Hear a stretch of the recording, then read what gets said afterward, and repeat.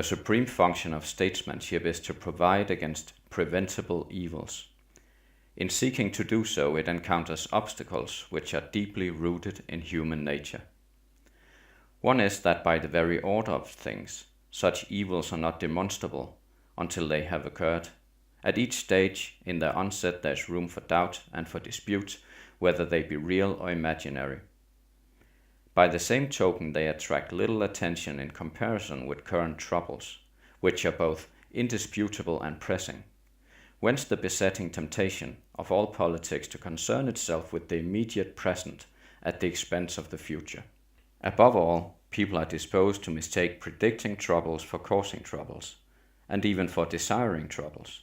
If only, they love to think, if only people wouldn't talk about it, it probably wouldn't happen. Perhaps this habit goes back to the primitive belief that the word and the thing, the name and the object, are identical. At all events, the discussion of future grave, but with effort now avoidable evils, is the most unpopular and at the same time the most necessary occupation for the politician. Those who knowingly shirk it deserve and not infrequently receive the curses of those who come after. A week or two ago, I fell into conversation with a constituent, a middle-aged, quite ordinary working man employed in one of our nationalized industries. After a sentence or two about the weather, he suddenly said, "If I had the money to go, I wouldn't stay in this country."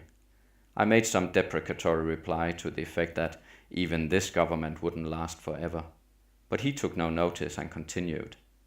"I have 3 children, all of them been through grammar school and 2 of them married now with family. I shan't be satisfied till I have seen them all settled overseas. In this country, in 15 or 20 years' time, the black man will have the whip hand over the white man." I can already hear the chorus of execration. How dare I say such a horrible thing? How dare I stir up trouble and inflame feelings by repeating such a conversation? The answer is that I do not have the right not to do so. Here is a decent, ordinary fellow Englishman who in broad daylight in my own town says to me, his member of parliament, that his country will not be worth living in for his children. I simply do not have the right to shrug my shoulders and think about something else. What he is saying, thousands and hundreds of thousands are saying and thinking. Not throughout Great Britain perhaps, but in the areas that are already undergoing the total transformation to which there is no parallel in 1,000 years of English history. In 15 or 20 years, on present trends, there will be in this country 3.5 million Commonwealth immigrants and their descendants. That is not my figure. That is the official figure given to Parliament by the spokesman of the Registrar's General Office. There is no comparable official figure for the year 2000, but it must be in the region of 5 to 7 million, approximately 1/10 of the whole population, and approaching that of Greater London. Of course, it will not be evenly distributed from Margate to Aberystwyth and from Penzance to Aberdeen. Whole areas, towns and parts of towns across England will be occupied by sections of the immigrant and immigrant descendant population. As time goes on, the proportion of this total who are immigrant descendants, those born in England, who arrived here by exactly the same route as the rest of us, will rapidly increase. Already by 1985, the native-born would constitute the majority. It is this fact which creates the extreme urgency of action now, of just that kind of action which is hardest for politicians to take. Action where the difficulties lie in the present, but the evils to be prevented or minimized lie several parliaments ahead. The natural and rational first question with a nation confronted by such a prospect is to ask, how can its dimensions be reduced? Granted it be not wholly preventable, can it be limited? Bearing in mind that numbers are of the essence, the significance and consequences of an alien element introduced into a country or population are profoundly different according to whether that element is 1% or 10%. The answers to the simple and rational question are equally simple and rational. By stopping or virtually stopping further inflow, and by promoting the maximum outflow, Both answers are part of the official policy of the Conservative Party. It almost passes belief that at this moment 20 or 30 additional immigrant children are arriving from overseas in Wolverhampton alone every week. And that means 15 or 20 additional families a decade or two hence. Those whom the gods wish to destroy, they first make mad.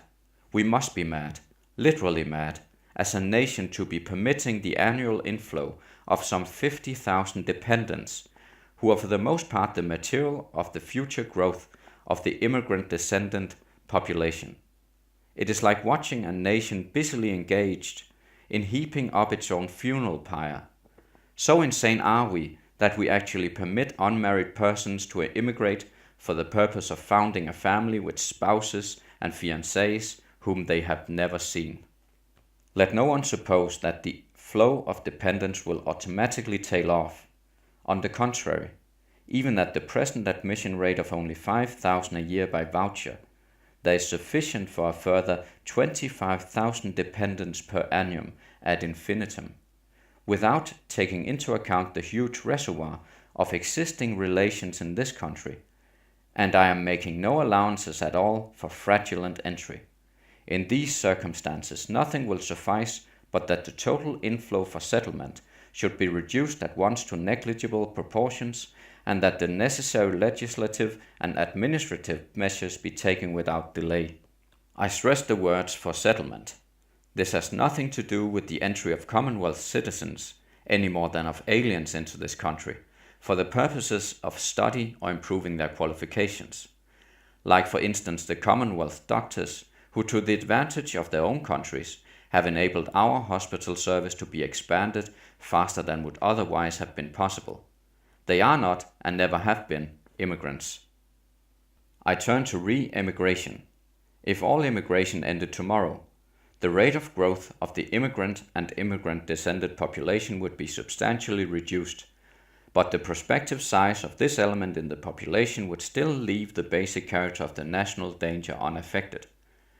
This can only be tackled while a considerable proportion of the total still comprises persons who entered this country during the last 10 years or so. Hence the urgency of implementing now the second element of the Conservative Party's policy, the encouragement of re-immigration. Nobody can make an estimate of the numbers which, with generous assistance, would choose to either return to their countries of origin or go to other countries anxious to receive the manpower and the skills they represent. Nobody knows because no such policy has yet been attempted. I can only say that even at present, immigrants in my own constituency from time to time come to me, asking if I can find them assistance to return home. If such a policy were adopted and pursued with the determination which the gravity of the alternative justifies, the resultant outflow could appreciably alter the prospects. The third element of the Conservative Party's policy is that all who are in this country as citizens should be equal before the law, and that there shall be no discrimination or difference made between them by public authority. As Mr. Heath has put it, we will have no first-class citizens and second-class citizens. This does not mean that the immigrant and his descendant should be elevated into a privileged or special class, or that the citizen should be denied his right to discriminate in the management of his own affairs between one fellow citizen and another, or that he should be subjected to imposition as to his reasons and motive for behaving in one lawful manner rather than another. There could be no grosser misconception of the realities than is entertained by those who vociferously demand legislation, as they call it, against discrimination, whether they be leader writers of the same kidney and sometimes on the same newspapers, which year after year in the 1930s tried to blind this country to the rising peril which confronted it, or archbishops who live in palaces faring delicately with the bedclothes pulled right up over their heads. They have got it exactly and diametrically wrong. The discrimination and the deprivation, the sense of alarm and of resentment, lies not with the immigrant population, but with those among whom they have come and are still coming. This is why to enact legislation of the kind before Parliament at this moment is to risk throwing a match onto gunpowder. The kindest thing that can be said about those who propose and support it is that they know not what they do. Nothing is more misleading than the comparison between the Commonwealth immigrant in Britain and the American Negro. The Negro population of the United States, which was already in existence before the United States became a nation, started literally as slaves and were later given the franchise and other rights of citizenship, to the exercise of which they have only gradually and still incompletely come. The Commonwealth immigrant came to Britain as full citizen, to a country which knew no discrimination between one citizen and another, and he entered instantly into the possession of the rights of every citizen, from the vote to free treatment under the National Health Service. Whatever drawbacks attended the immigrants arose not from the law or from public policy or from administration, but from those personal circumstances and accidents which cause, and always will cause, the fortunes and experience of one man to be different from another's. But while to the immigrant, entry to this country was admission to privileges and opportunities eagerly sought, the impact upon the existing population was very different, for reasons which they could not comprehend, and in pursuance of a decision by default on which they were never consulted. They found themselves made strangers in their own country. They found their wives unable to obtain hospital beds in childbirth, their children unable to obtain school places, their homes and neighborhoods changed beyond recognition, their plans and prospects for the future defeated. At work they found that employers hesitated to apply to the immigrant worker the standards of discipline and competence required of the native-born worker. They began to hear, as time went by, more and more voices which told them that they were now the unwanted. They now learned that a one-way privilege is to be established by Act of Parliament, a law which cannot and is not intended to operate to protect them or redress their grievances, is to be enacted to give the stranger, the disgruntled, and the agent provocateur the power to pillory them for their private actions. In the hundreds upon hundreds of letters I received when I last spoke on this subject 2 or 3 months ago, there was one striking feature which was largely new and which I find ominous. All members of Parliament are used to the typical anonymous correspondent, but what surprised and alarmed me was the high proportion of ordinary, decent, sensible people writing a rational and often well-educated letter who believed that they had to omit their address because it was dangerous to have committed themselves to paper to a member of Parliament agreeing with the views I had expressed, and that they would risk penalties or reprisals if they were known to have done so. The sense of being a persecuted minority, which is growing among ordinary English people in the areas of the country which are affected, is something that those without direct experience can hardly imagine. I am going to allow just one of those hundreds of people to speak for me. 8 years ago, in a respectable street in Wolverhampton, a house was sold to a Negro. Now only one white, a woman, old age pensioner lives there. This is her story. She lost her husband and both her sons in the war. So she turned her 7-roomed house, her only asset, into a boarding house. She worked hard and did well, paid off a mortgage, and began to put something by for her old age. Then the immigrants moved in. With growing fear, she saw one house after another taken over. The quiet street became a place of noise and confusion. Regretfully, her white tenants moved out. The day after the last one left, she was awakened at 7 a.m. by 2 Negroes, who wanted to use her phone to contact their employer. When she refused, as she would have refused any stranger at such an hour, she was abused and feared she would have been attacked but for the chain on her door. Immigrant families have tried to rent rooms in her house, but she always refused. Her little store of money went, and after paying rates, she has less than £2 per week. She went to apply for a rate reduction and was seen by a young girl, who on hearing she had a 7-roomed house suggested she should let part of it. When she said the only people she could get were Negroes, the girl said, "Racial prejudice won't get you anywhere in this country." So she went home. The telephone is a lifeline. Her family pay the bill and help her out as best they can. Immigrants have offered to buy her house at a price which the prospective landlord would be able to recover from his tenants in weeks or at most a few months. She's becoming afraid to go out. Windows are broken. She finds excreta pushed through her letterbox. When she goes to the shop, she's followed by children, charming, wide-grinning pickaninnies.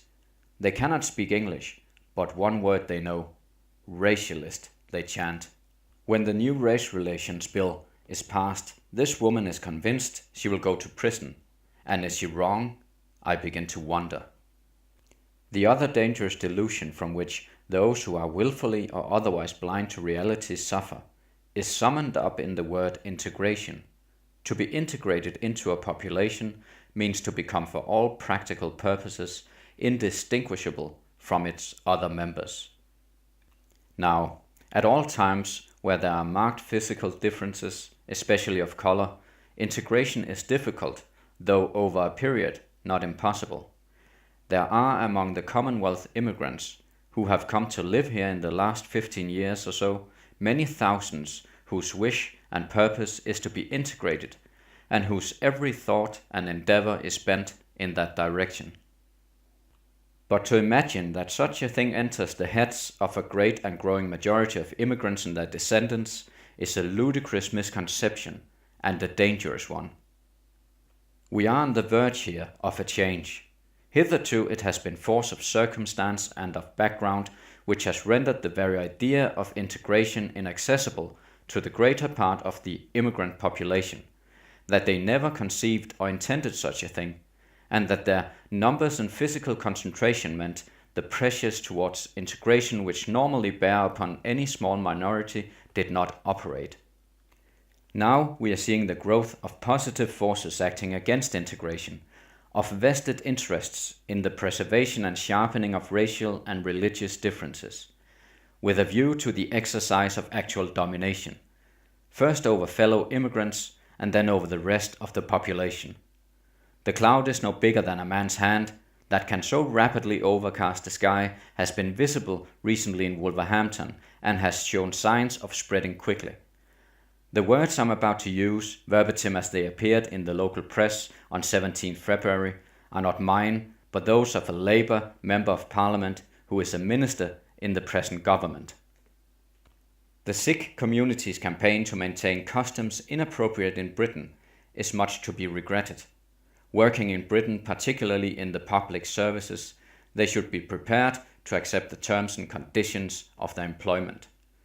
To claim special communal rights, or should one say rights, leads to a dangerous fragmentation within society. This communalism is a canker. Whether practiced by one color or another, it is to be strongly condemned. All credit to John Stonehouse for having had the insight to perceive that and the courage to say it. For these dangerous and divisive elements, the legislation proposed in the Race Relations Bill is the very pabulum they need to flourish. Here is the means of showing that the immigrant communities can organize to consolidate their members, to agitate and campaign against their fellow citizens, and to overawe and dominate the rest with the legal weapons which the ignorant and ill-informed have provided. As I look ahead, I am filled with foreboding. Like the Roman, I seem to see the river Tiber foaming with much blood. That tragic and intractable phenomenon which we watch with horror on the other side of the Atlantic, but which there is interwoven with the history and existence of the States itself, is coming upon us, here by our own volition and our own neglect. Indeed, it has all but come. In numerical terms, it will be of American proportions long before the end of the century. Only resolute and urgent action will avert it even now. Whether there will be the public will to demand and obtain that action, I do not know.